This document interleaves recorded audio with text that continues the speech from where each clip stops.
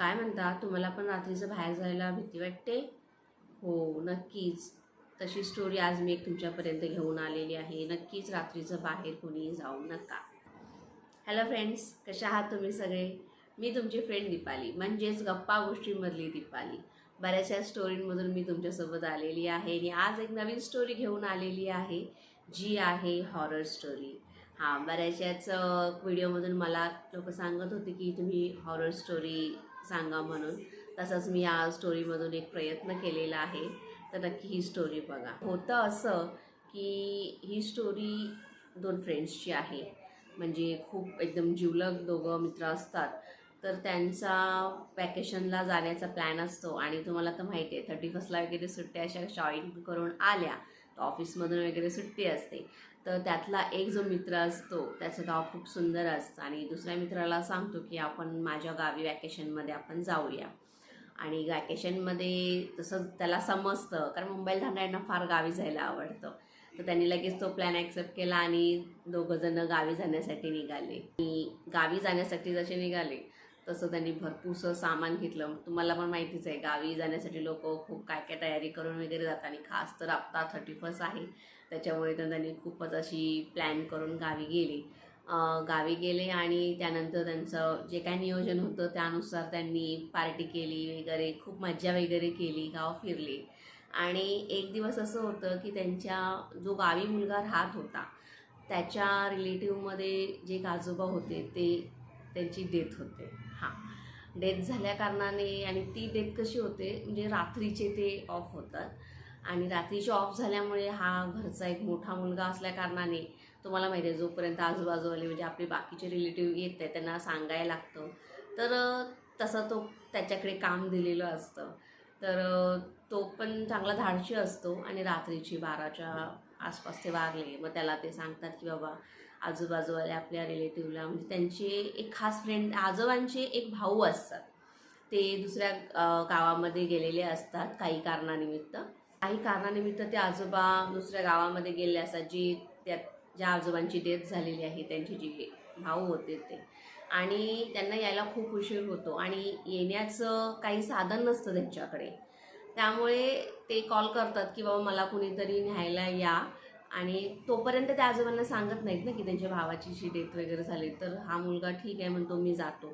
पण रात्री म्हणजे रात्र असते ना, तर त्याच्यामुळे त्या घरातले जे असतात की ते सांगतात की तुझ्यासोबत कोणाला तरी घेऊन जातो. तर तो बोलतो ओके, माझा फ्रेंड आहे, मी त्याला माझ्यासोबत घेऊन जातो. तर ती लोक अशी रात्रीची बाईकवरून जातात. मग गावी कसं ना टिबल सीट वगैरे चालते. तर ते आजोबा तिकडे वाट बघत होते, त्याच्यामुळे ते कंटिन्यू कॉल करत होते, या या मला न्यायला वगैरे, खूप उशीर झाला आहे. तर त्यानंतर ते दोघंजणं बाईकवरून रस्त्याने निघतात. खूप अंधार असतो आणि ते असे म्हणजे असे अंधारात, तुम्हाला माहिती आहे रात्रीचं तर 12च्या नंतर, आणि ते पण गावी खूप असे वेगवेगळे रातकिड्यांचे आवाज येत असतात. आणि असं आपल्याला भासतच असतं की अजून कुठले कुठले वेगवेगळे आवाज येत आहेत म्हणून. तर त्यांना असं भासत असतं की रातकिड्यां भासत कुठे म्हणजे मोस्टली कळतंच आपल्याला रातकिड्यांचा आवाज आहे, हे आहे, आणि मस्त थंड हवा असते ना, त्याच्यामुळे ते दोघंजण आपलं चाललेले असतात बाईकवरून. त्यांना माहीत नसतं ना की पुढे काहीतरी घटना त्यांच्यासोबत घडणार होती. म्हणजे असं झालं की ते जेव्हा बाईक चालवत होते तेव्हा ना लांबून त्यांना ना एक मुलगी दिसली. हां, आणि जे गावच्या त्या मुलाला, म्हणजे जो गावचा मुलगा होता, म्हणजे मुंबईला जो नोकरी करत होता, त्याला थोडं कल्पना होती की रात्रीची अशी कुठली तरी लेडीज अशी दिसते म्हणून. तर तो मुंबईच्या मुलाला ह्यातली काही कल्पना नव्हती. तर तो म्हणत होता की एवढ्या रात्री इतकी सुंदर मुलगी रस्त्यावर लिफ्ट मागते, आपण गाडी थांबवायला पाहिजे. तर तो जो गाडी चालवत होता, म्हणजे त्या गावचा जो खुद्द मुलगा होता, तो म्हणायला लागला की नाही नाही, आपण गाडी नाही थांबवायची. कारण तो ना त्याला ह्यातलं काही सांगत नाही. कारण कसं आहे, जर ह्याने काही सांगितलं आणि तो घाबरला तर काहीतरी वेगळा प्रकार पण होऊ शकतो ना. म्हणजे माणूस घाबरल्यावर खूप असे प्रॉब्लेम्स होतात आपल्या हेल्थ इश्यूबाबत.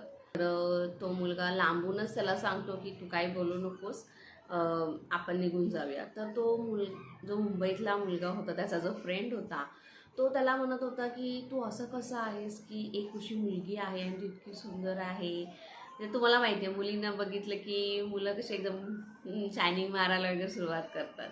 तर त्याच्यामुळे तो पण त्याला सांगत असतो की थांब आपण त्या मुलीला लिफ्ट देऊया वगैरे असं काय काय सांगत असतो. जसं त्यांची आणि होतं असं की जशी जशी त्यांची गाडी जवळ येते ना तेवढीच ती मुलगी त्यांच्या लांब अशी दिसत होती त्यांना. जेवढी गाडी जवळ तेवढी म्हणजे ते गाडी जेवढी चालवतायत फिरून फिरून ते तिथेच येत आहेत, फिरून फिरून तिथेच. असं खूप खूप वेळ झालं असं त्यांच्यासोबत. आणि ती मुलगी अशी लिफ्ट मागत होती. तो मुलगा जो मागे बसलेला होता त्याचा जो फ्रेंड, त्याला समजेनाच की हा फिरून फिरून एकाच ठिकाणी का येतोय. म्हणजे जे अंतर होतं तर त्यांचं संपतच नव्हतं. ज्या गावापर्यंत त्यांना जायचं आहे तिथे जायला त्यांना हार्डली माझ्या मते 5-10 मिनटं लागणार असतील. पण 1 तास झाला तरीही ती लोक तिथेच चालत होते. म्हणजे त्या बाईक, आता चालणं वेगळं आणि बाईकवरून जाणं वेगळंच ना. तर तो त्याला म्हणतो तू तू ही मुलगी इथे जवळ आहे मग तू बाईक का अशी चालवतोय, आपण तिला लिफ्ट देऊया वगैरे. शेवटी तो जो मुलगा होता जो बाईक चालवत होतो त्या गावचा होता, तो काय करतो म्हणजे देवाचं असं म्हणतात नाव वगैरे घेतो की बाबा मला ह्यातून वाचव वगैरे. काय माहिती बऱ्याच वेळानंतर ना ती बाईक ती लोक घेऊन त्या मुलीला बघत बघत अशी पटकन क्रॉस करून जातात. त्याचं नशीब चांगलं होतं की त्या लेडीने त्यांना काही त्रास दिला नाही. मग पुढे गेल्यानंतर ना त्यांना ती अशी म्हणजे मागून असा आवाज आला की ह्या टाइम म्हणतात अक्षरशः त्यांना आवाज आला की ह्या टायमिंगला तुम्ही वाचलात पण परत मी सोडणार नाही तुम्हाला. मग जशी पुढे गेल्यावर त्यांना ती याची अचानक आवाज आला आणि एकदम बंदच झाली ती लेडी दिसायची. पुढे गेली आणि त्यानंतर त्यांनी थोडा वेळानंतर ती गाडी थांबवली आणि जरा श्वास घेतला. तर तो जो मुंबईचा मुलगा होता तो आपल्या फ्रेंडला विचारत होता की तू असा काय प्रकार घडला आपल्याबरोबर, म्हणजे मला समजलंच नाही हा आवाज कुठून आला आणि ती लेडी दिसायची का बंद झाली आपल्याला. तर तो त्याला सांगत होता की अशा रात्रीचा असे बरेचसेच गावचे राहिला प्रकार घडतात आणि आमच्या इथे कशी लेडी दिसते ती लिफ्ट मागते आणि जो कोणी त्यांना लिफ्ट वगैरे देईल तर ती सर्व त्याच्यामध्ये आता खांद्यावर जाऊन बसते.